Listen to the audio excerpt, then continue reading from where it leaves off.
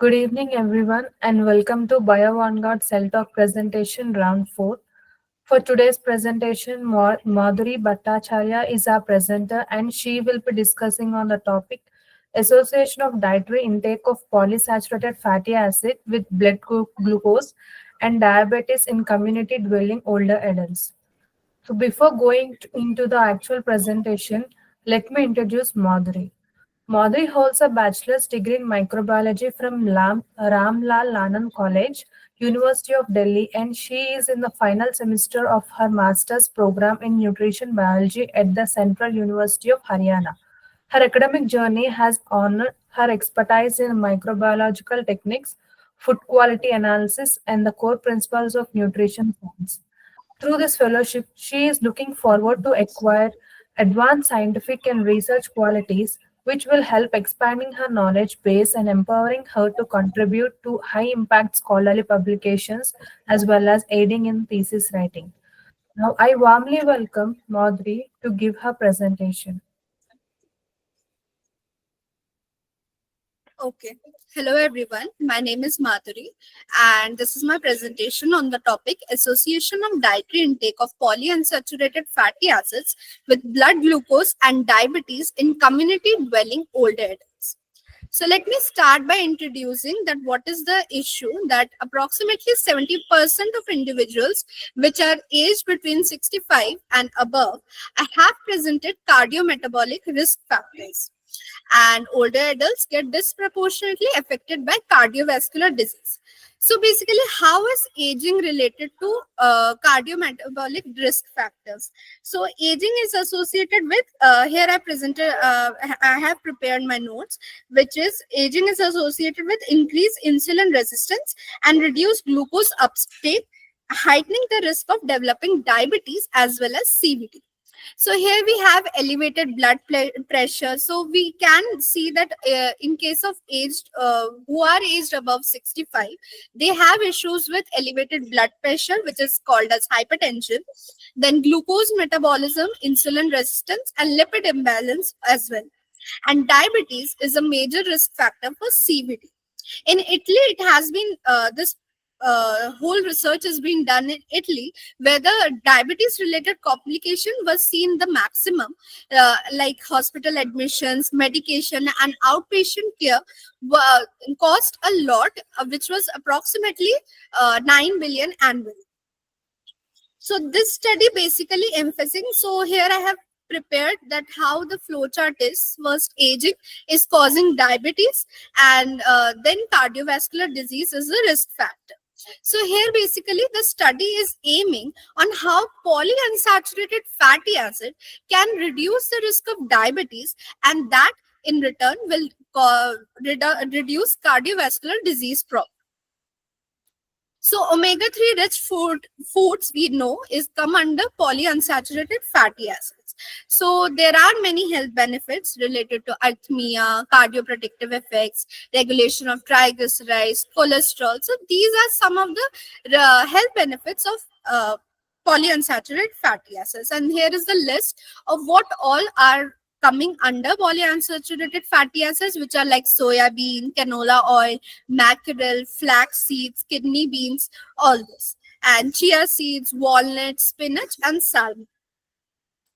So classification is done. We call this omega-3 and omega-6 fatty acids. So what is the basic difference among these two?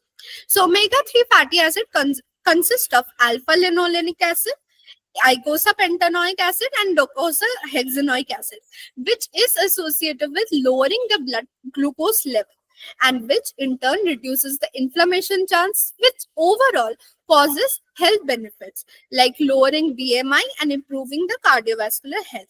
And omega-6 fatty acid is comparatively little bit showing negative association, which is not good for our health, which increases BMI and causes diabetes, and prevalence when consumed in moderation.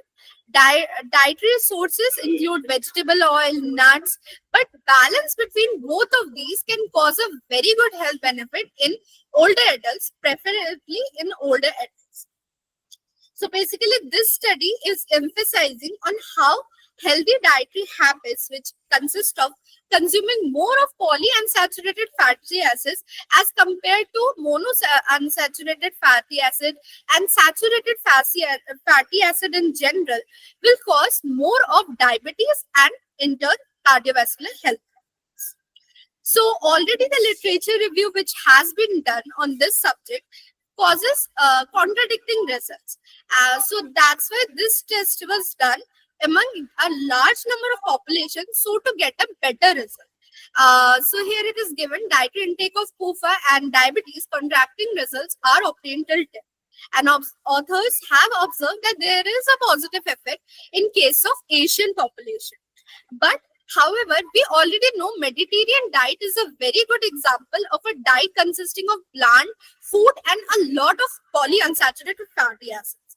But studies in that population is very less. So here the researchers have tried to include more of Mediterranean diet and Mediterranean population, as well as the research which has been done till date consists more of middle-aged people, which are not getting more of diabetes and cardiovascular health probably are in the boundary, but more which are being considered are older adults. So furthermore, just a few investigations which have been done composed of only older adults. So that's why this research is very important in this area. So Mediterranean diet. What is Mediterranean diet? Mediterranean diet consists of very little amount of meat and sweets. It is more of composed of more of vegetables and fruits and whole grains, pasta, beans, whole grain bread, which is eaten more in the Mediterranean regions of the world. And fish, seafood, poultry, this is 20% of the composition and 10% olive oil. So we can observe that there is a lot of polyunsaturated fatty acids. So how this test was concluded, like how it was done. Material and method, it consists of study design was done, cross-sectional study, analyzed data from the ongoing longevity checkup 8+ lookup 8+ project database, which consists of 4,461 adults. So it is a very large database. And the age was max to max 65 years or above, and body mass index they have consist of 18.5 kg per meter square, which is the perfect BMI for a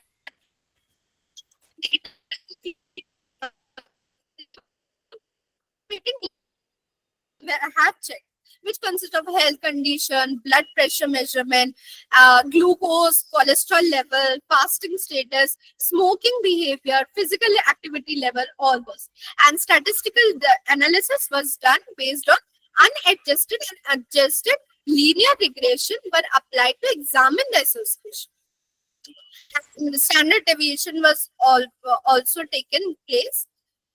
So what was the result and findings? So participants which had the mean age of 72.9 plus minus 6 years and an average BMI of 26.1 plus minus 4 kg per meter square, which is very healthy. And the prevalence of hypertension,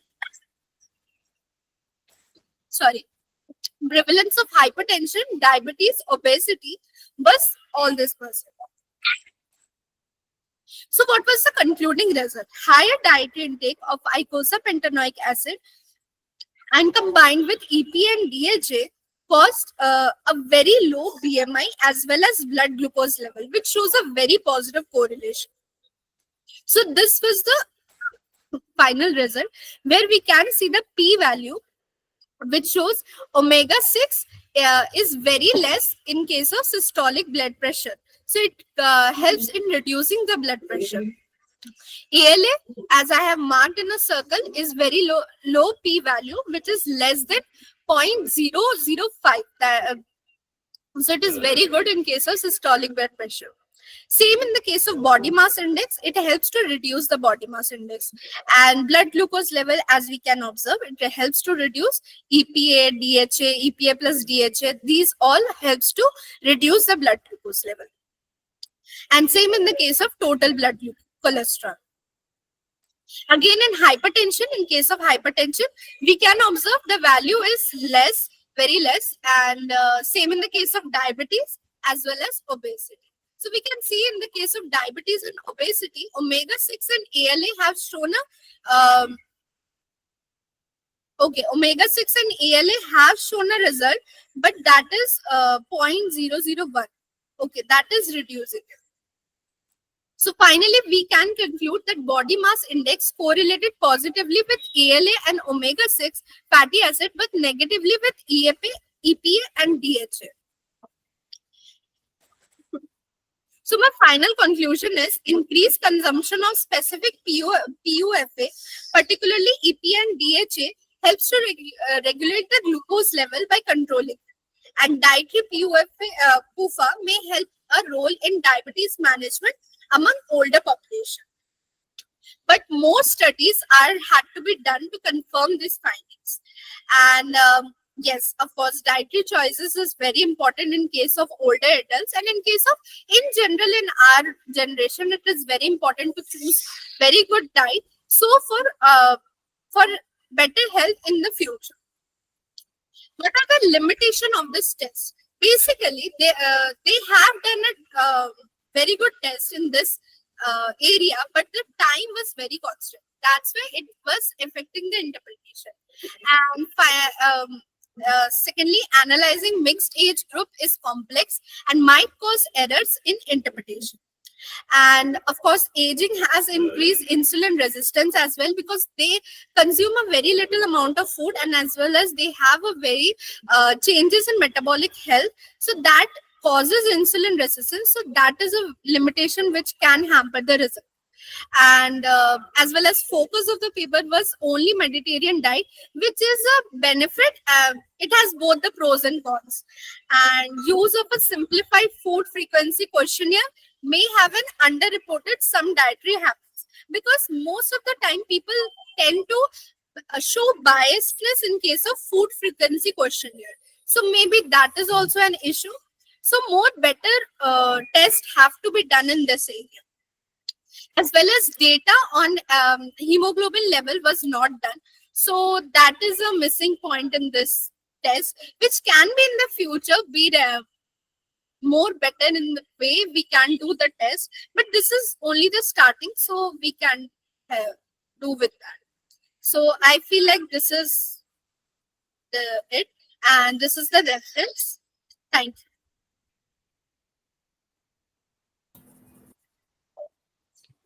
Thank you, Madhuri. Thank you for the presentation. Audience, now the floor is open for the queries. You can type if you have any questions in the chat box.